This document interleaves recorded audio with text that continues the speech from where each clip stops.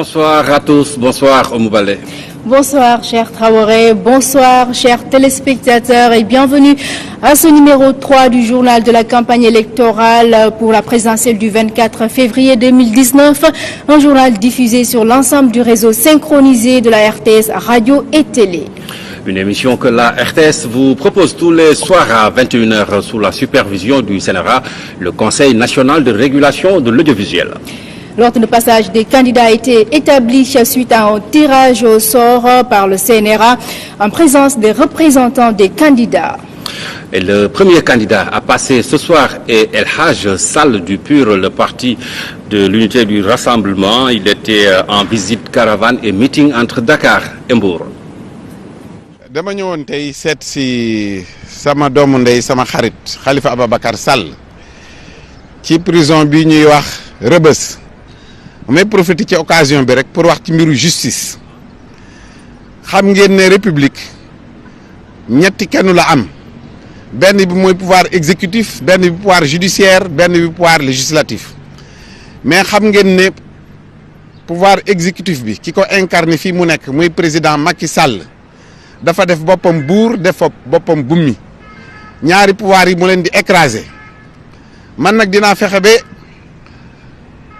bés bu ma jëlee nguur gi pouvoir judiciaire bi nga xam ne mooy àtte mbir yi ñu jox ko gëddaam conseil supérieur de la magistrature du loo xam ne président war na koo jiite président de la république laa wax ne war na koo jiite ka ko war a jiite dafa war a nekk koo xam ne dafa bokk ci justice bu ko defee kooku moom mooy yore conseil supérieur de la magistrature ñu fexe nag ne prison yi dafay nekk bërëb yoo xam ne ña fay nekk dañ fay nekk ak seen dignité man bu ma ñëwee ñi nga xam ne libérable nañu maanaam war nañ leen mën a bàyyi ñoom ñëpp dinaa leen bàyyi ñi nga xam ne libérable ñu ñi nga xam ne libérable ñu te ñu mun leen a bàyyi dinaa fexe ba ñu génne leen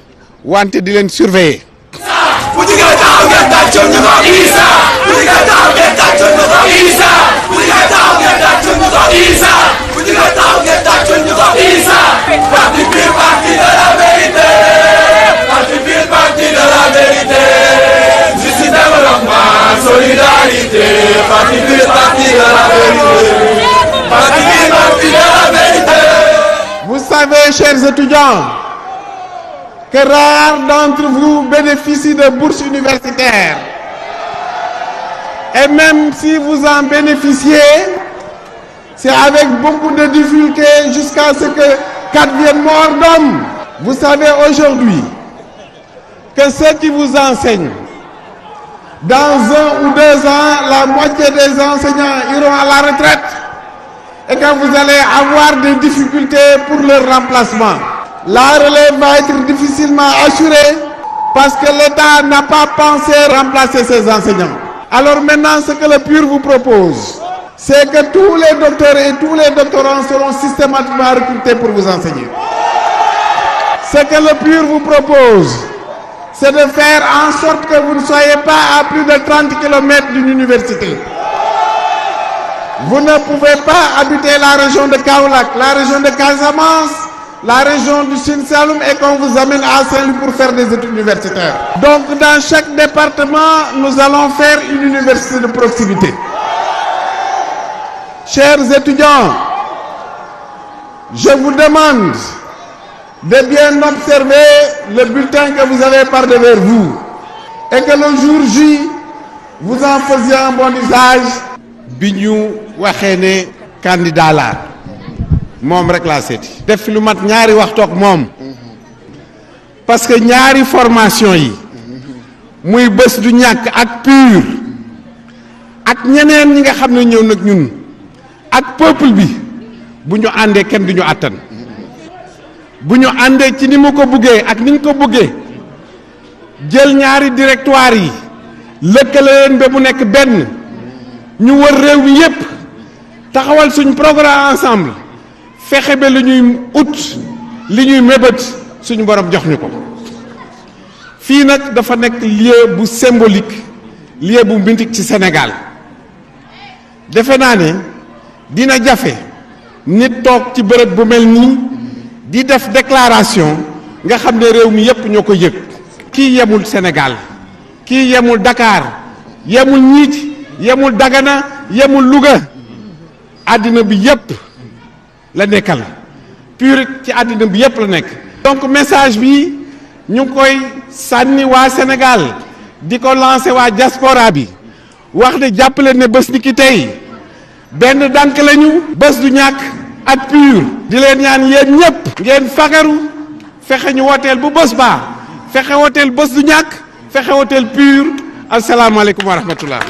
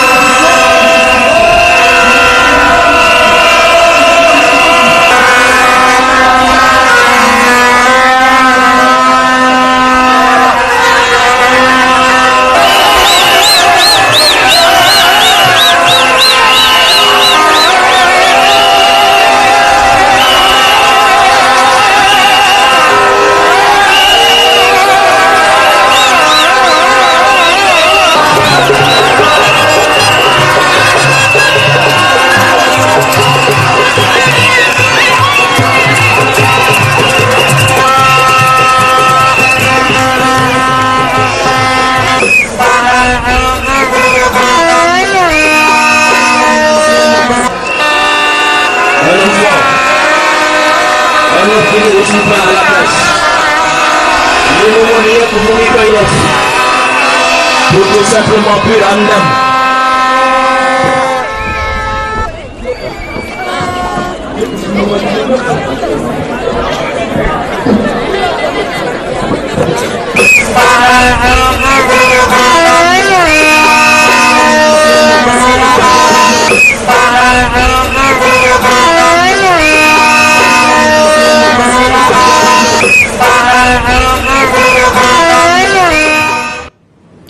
C'était donc le candidat El Hadj Sall à Dakar et à Mbour. Nous rebondissons, cher Traoré, sur son programme pour demain 6 février. Le candidat donc du Parti de l'Unité et du Rassemblement se rendra dans la zone centre, Diakhao précisément, à Foundiougne, à Djilor, à Passy, à Karang, à Sokone, à Medina Baye et environ. Au menu, une caravane et un meeting à Kaolack. Cher Traoré, l'on s'intéresse à présent aux activités du candidat Idrissa Seck de la coalition IDI 2019. Caravane, meeting et visite de proximité étaient au menu de son programme d'hier. Les activités menées à Thiès, à Thiénaba, à Khombol, à Réfane. Les temps forts dans cet élément. Sëriñ bi ñoo ngi yëkkati kàddu nuyoo yi gën a sell tibbe ko ci suñu biir xol di ci tàbbal itam nuyoo délégation bi ñu àndal yépp ak nuyoo kilifa yi nga xam ni yépp ku ci nekk mënoon naa nekk tey président de la république nekk candidat wante ñoom ñépp ñu boole suñuy xalaat ànd def benn kuréel muy kuréel gu yaatu ba mënuma lim kilifa yi ci nekk yépp xanaa ñu jukki ci rek ñennat ci ñoom nga xam ni seen représentant teew na fi bokk itam ci sa njaboot muy le président Hadjibou Soumaré bi nga xam ni sénateur Talla Seck moo ko fi toogal sababu tànk yi nag dañoo sañu la tàbbi ci benn mbir rawatina mbir mu amee solo yaatoo ni xëccoo jiite Sénégal te ñëwuñu ba ci yow ndax xam nañu cër bi la yàlla defal ci l'islam bi xam nañu cër bi la yàlla defal ci Sénégal donc sañuñu tàbbi ci mbir mu toll noonu te egsi wuñu fii tàllal la suñuy loxo nañu ko daan defee ci jamono bu nekk te di yëg saa yu ñu ko defee sa allahuma incha allah yàlla du ko delloo. ñu ñëwaat tàllal la loxo yi sàkku ci sa ñaan bu baax a baax a baax jërëjëf Seck. asalaamualeykum mbokku Xombol. maa ngi leen di nuyu yéen ñëpp ku nekk ci turam ak santam. li ma leen di njëkk a laaj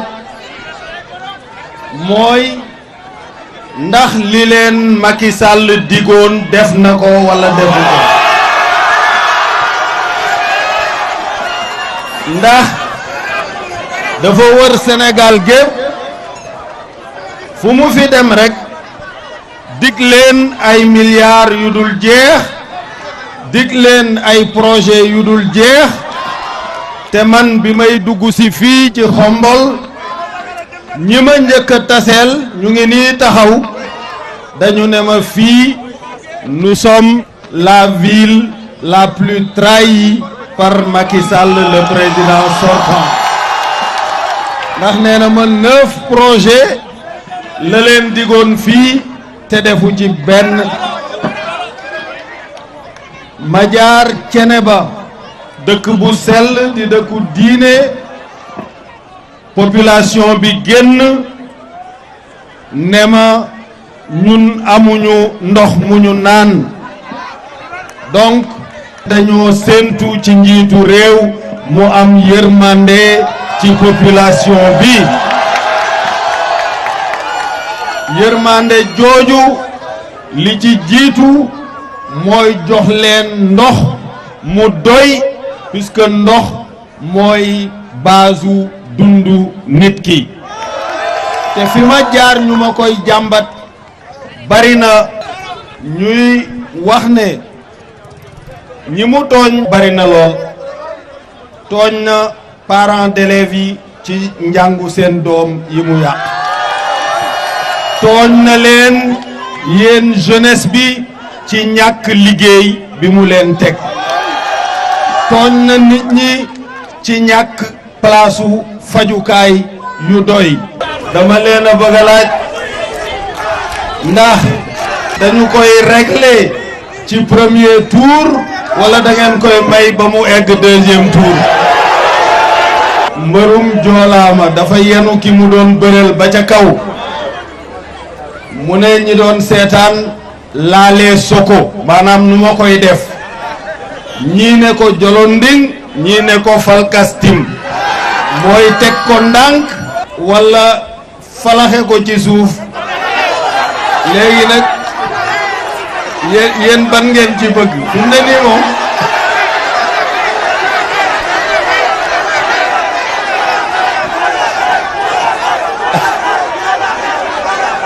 kon atte bi jib na le 24 février 2019 mu abal ñu Sénégal ñu jublu ci defaraat ko parce que juróom-ñaari at yi ñu génn moom kenn réerewul mbir ne population Sénégal sonn nañu ba fu coono mën a yem. doxalul dëgg ci réew mi justice bi mu jël ko def ko xeexukaay di ko tooñee ñi nga xam ni ñoo àndul ak moom ku wax lu ko naqari rek wala naqari njabootam mu jàpp tëj ci kaso bi te defe naa ni loolu taxul jóg justice bi.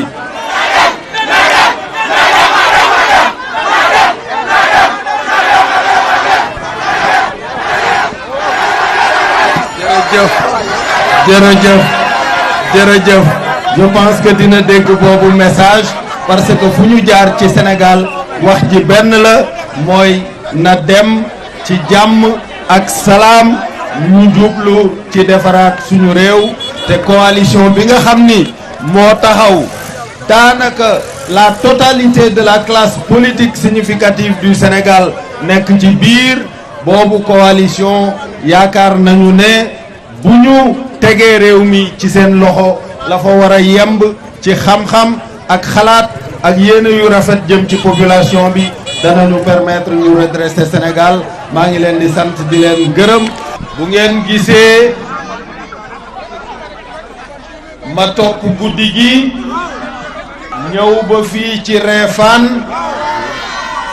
c'est parce que li ñu leen def ci seen forage bi ak ndox mi daf ma metti lool lool lool. Je m'engage solennellement inch'Allah bu ñu fi jëlee li fi nekk dinañu ko saafara ba seen xol sedd. Voilà, le candidat Idrissa Seck de la coalition Idy 2019, ce mercredi 6 février, il est attendu à Médina Sabakh, à Carrefour Diaroumé, à Médina Wandifa, à Bounkiling, à Oulampane. Il sera en meeting à Bignona, à Diouloulou, à Kafountine et à Souel Sindia. Nous allons à présent passer au candidat Ousmane Sonko de la coalition Sonko président. Il était en meeting et caravane à Kaolack. Président Sonko, président Sonko, président Sonko, président Sonko, président Sonko, président Sonko, président Sonko, président Sonko, président Sonko.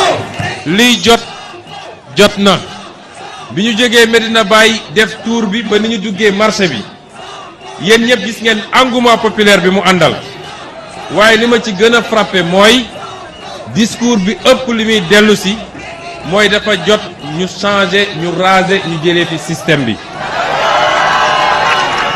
kon dama naan ñun suñu première bataille mooy fexe woon ba yéen ñii ne fi yéen suñuy frères yéen suñuy sœurs yéen suñuy yaay ak suñuy papa yéen suñuy kilifa diine yéen ñëpp ngeen am gis-gis boobu xam ni nag ndekete système bi fi nekk 1960 ba léegi mennum système bi la waaye am ay xar kanam yu wute bu ko defee soo wëlbati rek gis ni li fi newoon moo fi nekkat wala lu ko yées moo tax ñun dañu ne dafa doy ñu arrêter alternance yi il nous faut une alternative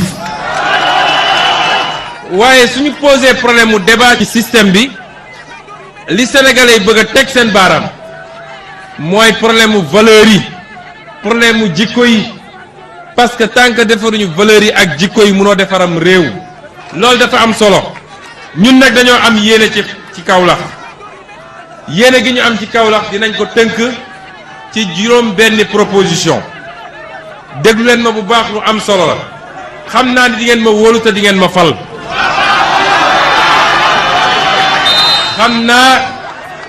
xam naa cofeel gi am suñu diggante ak sénégalais yi ñun duñu am politique boo xam ne da ngay génne ay milliards yoo jëlee ci keesu état bi pour dem nax sénégalais yi amul kenn koo xam ne mos nañ la proposer 1000 francs te fu ñu woote ngeen ñëw par milliers cofeel googu ngeen am ci ñun moo ñuy yóbbu ba le 24 février ñu jëlee waa ji fii changer système bi daal di defar réew mi. fii nag ci Kaolack dama bëgg su may dellu si incha allah en 2024 en tant que président de la république sortant dama bëgg li ngeen may nattee na jóge ci 6 propositions yi bi ci njëkk mooy nee naa leen le port de Kaolack Kaolack Carrefour la ku bëgg a développer Sénégal da ngay développer Kaolack Kaolack à partir de Kaolack la ñu war a tasaare lépp nag mu jëm feneen mooy xolu Sénégal xool leen carte Sénégal bi Kaolack mooy xolu Sénégal moo tax bu si njëkk mooy dinañ def dragage ak extension pour que navigabilité bi mooy dem beeg dikk bi pour que loolu yomb par rapport ak port Kaolack bi waaye loolu dañ koy booleeg programme bu am solo mooy dinañ ko adossé à une zone franche commerciale et une plateforme de redistribution et de transit xam nga Kaolack commerce moo fi am Kaolack mbay moo fi am rawatina gerte bi parce que Kaolack ci bassin arachidier bi la bokk Kaolack transport moo fi am kon loolu soo ko bëggee organiser ni nga koy organiser mooy na nga fexe ba dem beeg dikk bi ci Kaolack yomb te gis nga dem bu gën a yomb mooy diggante autorail ak port parce que lu juróomi oto mën a yóbbu wala lu téeméeri oto mën a yóbbu benn train dong mën na ko yóbbu waaye loolu da nga koy booleeg ñun li ñu tuddee une zone franche commerciale plateforme bu mag a mag nga xam ne à partir de Kaolack mun nga distribuer mu jëm Casamance mun nga distribuer mu jëm côté Diourbel ak Touba mun nga distribuer mu jëm côté Ndakaaru mun nga distribuer mu jëm ci bépp côté Sénégal ñaareelu proposition bi ñu leen di wax te mi ngi suñu programme mooy Kaolack ville industrielle xam nga ñun dañu ne il faut revenir à ce qu'on appelle les pôles de développement régionaux mooy dellu si ci juróom benni région yu mag yi Sine Saloum benn région bu mag la war a doon capitale bi doon Kaolack fii donc à partir de ce moment munoo développer ab réew te usine amul usine moo lay permettre la ngay bay ak la ngay napp ak la ngay yar nga mun koo transformer fii Sénégal créer li ñuy wax valeur ajoutée usine moo lay permettre nga créer suffisamment d'emplois pour cette jeunesse là ñu ne leen ñetteel bi mooy réhabilitation hydraulique urbaine bi problème santé yi muy posé ci Kaolack ndax chlore bi ku bëgg a defar am réew nag te munoo jox sénégalais yi ndox mu doy ak courant bu doy kooku su la nee maa ngi lay yóbbu ci émergence boo ko gëmee yaa bëgg ku la nax ñeenteel bi mooy Kaolack creuset de l'intégration sous-régionale et du brassage culturel gis nga Kaolack Sénégal dañu war a bàyyi di penser di xalaat développement Sénégal à partir de Dakar mënul ne tey Kaolack fi mu nekk nii Kaolack melting pot la Kaolack mooy fooy fekk ñëpp di nga fa fekk ethnie yëpp di nga fa fekk nationalité yu bëri parce que Gambie ngi nii Guinée ngi ci gannaaw dañu bëgg Kaolack gis nga soo li daal Kaolack ba Casamance ñun pour loolu pôle la boo xam ne dañu war a penser un développement boo xam ne à partir de là-bas la ñuy orienté wu vers la sous-région réorganiser suñu politique suñu diplomatie vers les deux Guinées et la Gambie juróom-benneel bi mooy renaissance du bassin arachidier loolu day commencer par une réforme foncière ambitieuse mooy ñii di bay suuf si dañ leen war a jox suuf si ñu am ci kayit ñun de bu ngeen ñu wóoloo ba dénkuñu suñu suufu réew dootuñu ko jox waa bitim réew waa réew mi lañ koy jox ku ñëw nag ne damay def usine jóge bitim réew mun nañ la daggal lu def usine xam ngeen suñu slogan mooy jot na lan moo jot xam ngeen lu jot li jot mooy li ñëpp bokk ñëpp jot si jërëjëf.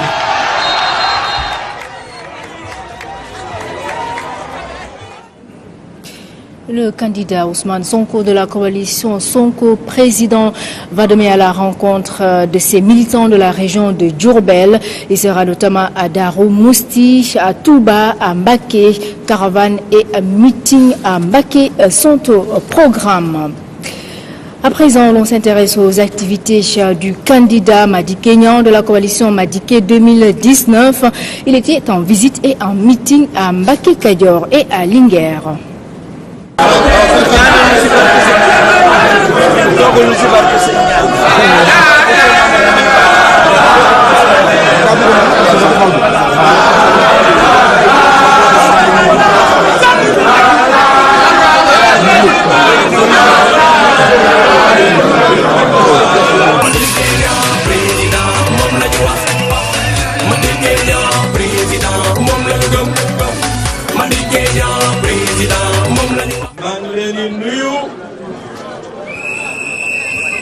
nuyu bu sell nuyu bu jóge ci xol ndax dégg naa seen mobilisation bi ndax mbooloo mu bëri ba ma nekkee Mbacké Kadior loolu lan ma jëkk wax ni ma Linguère mobilisation bi toj na ñëpp a ñëw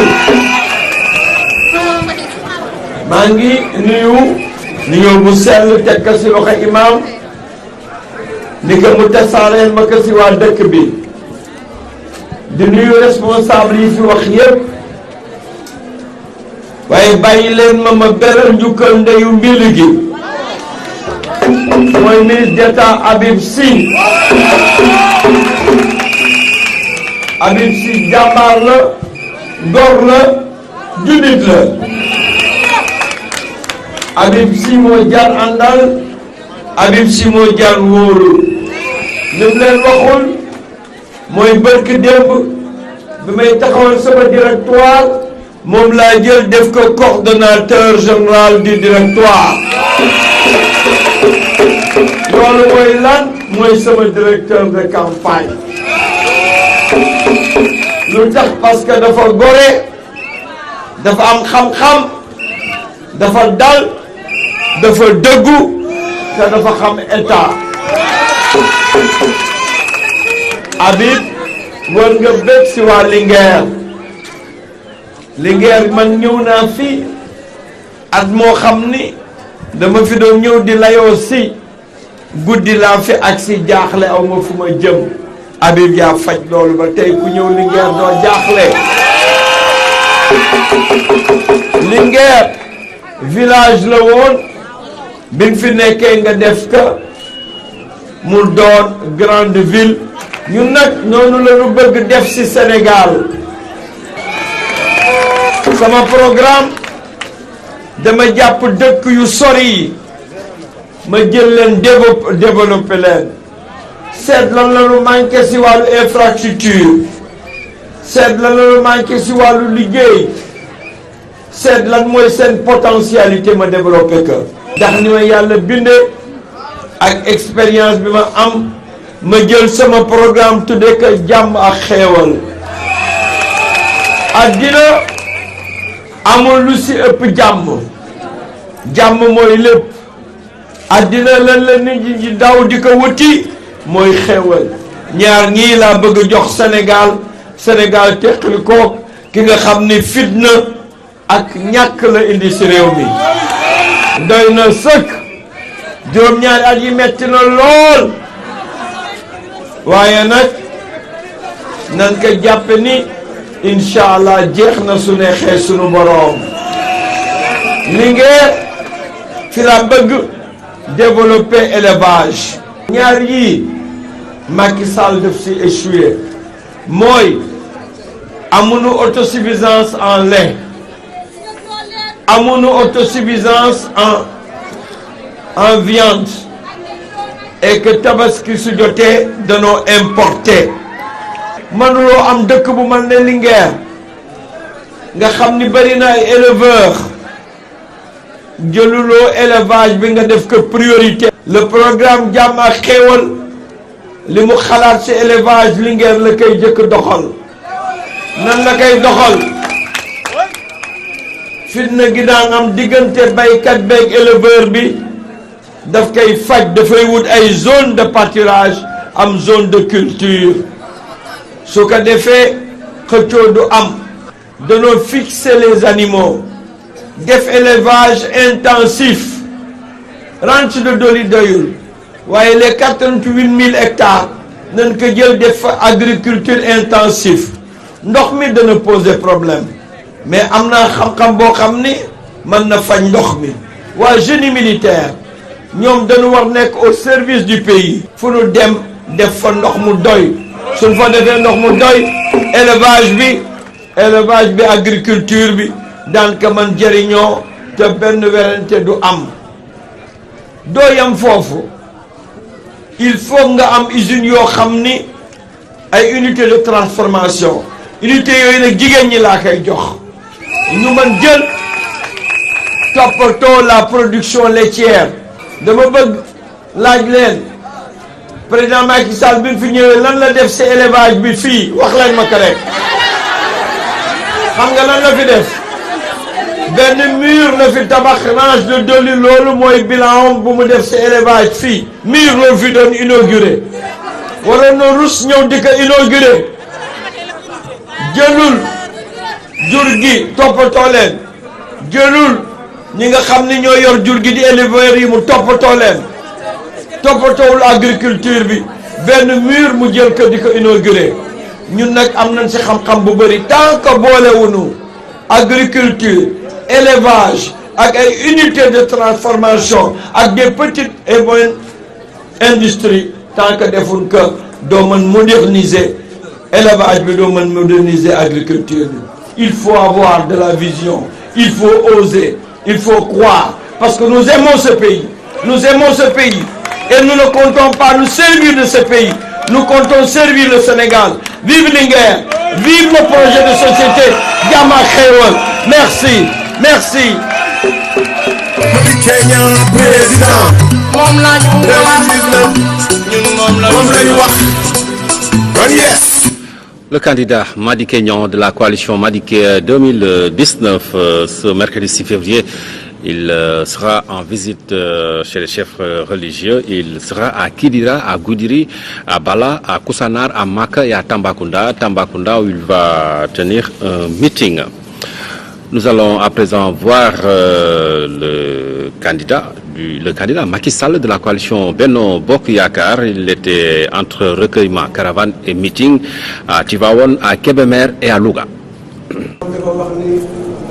siyaare bi président de la République di siyaare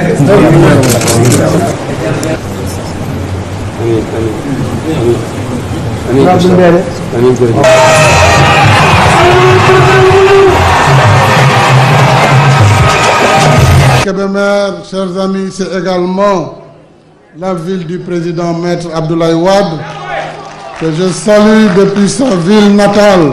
ñëwoon naa Kébémer weer wi ñu génn ànd ak yéen ñu inauguré le musée de Derklé.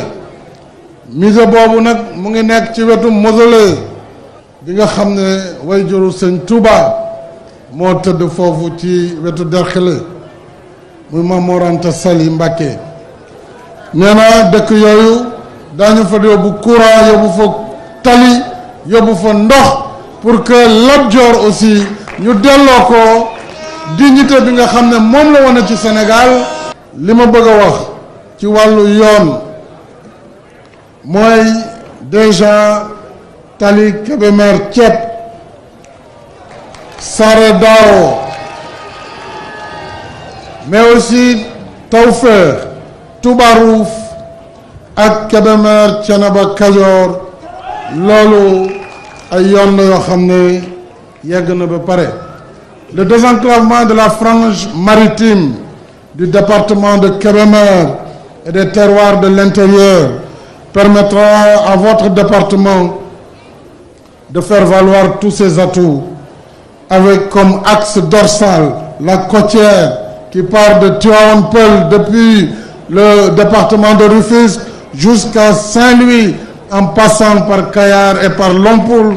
kuy citoyen di xool njëriñu askan bi di xool avancement Sénégal tey ci domaine yépp nag muy mbéy mi muy càmm gi muy napp gi muy yoon yi muy infrastructure voie de communication économie bi croissance bi inclusion santé de la population kuy xool loolu la paix la sécurité la diplomatie di nga xam ne le Sénégal sous le président Macky Sall est un pays en avant et c'est un pays qui ira encore plus de l'avant.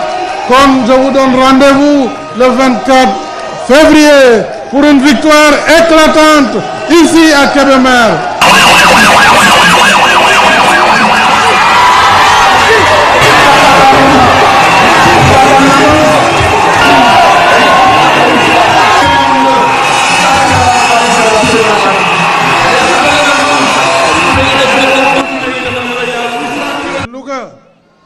mooy nag dëkku le président Abdou Diouf.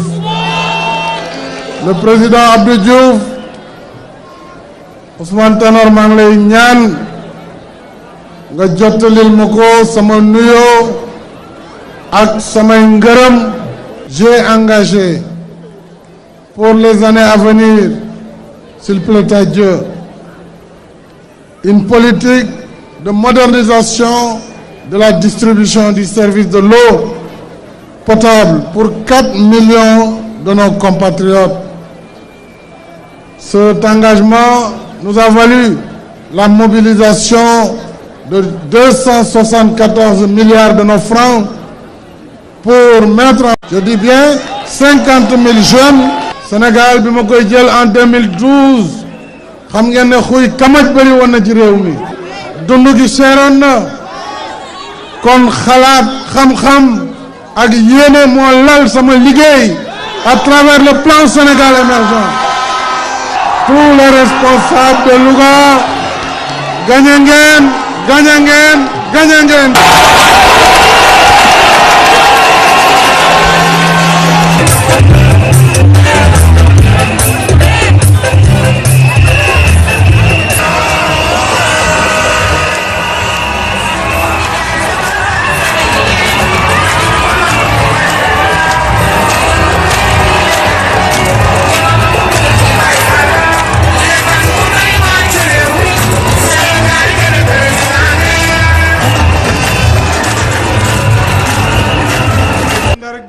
Attention, yóbbu ngeen après tant d'années d'études dinañu tàmbali. Le baliseur Samba Laobé Fall est déjà sur place pour assurer balisage bu bël bi et daañu ko def niñ ko war a def pour que benn gàllankoor dootul am ci foofu. fexe nañu ba licence de pêche yi amaat na fi. ñu ngi waxtaan ak Mauritanie pour que diggante bi ratax lool xale yi mën a am li ñu war a am mën a dem géej sans difficulté. licence de pêche yi lu toll ci 400 am nañu ko tey jii ci Mauritanie pour un tonnage de plus de 50 000 tonnes de poissons. ñu ngi tabaxaat mur bi nga xam ni 1927 lañ ko defoon boobu léegi ñu ngi koy doog a tabaxaat. Pour protéger la langue de Barbarie, protéger Guet-Ndar et protéger Goxu Mbaaj. La brèche de Saint-Louis, combien de morts nous avons trouvé? Un pays en lambeaux que nous avons reconstruit avec un rattrapage infrastructurel, avec une école remise sur le rail, une université aujourd'hui modernisée, des étudiants accompagnés. Voilà le Sénégal d'aujourd'hui. Et le Sénégal de demain sera encore plus beau, encore plus agréable pour les Sénégalaises et pour les Sénégalais.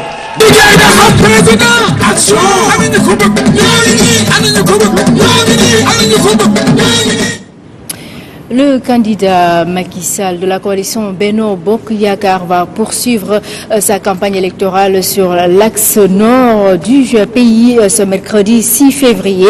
Il sera sur l'axe Ndioum, Ourossogui, à Matam, meeting régional à Matam et un autre à Ranérou sont menus. Voilà pour le menu de ce soir, cher Traoré. Merci Oumou. On va juste rappeler que cette émission donc est diffusée sous la supervision du CNRA, le Conseil national de régulation de l'audiovisuel, et que c'est diffusé également sur l'ensemble du réseau synchronisé de la RTS. Merci. Radio et télé. Radio et télé, voilà. Merci de nous avoir suivis. Passez d'excellents moments sur la RTS.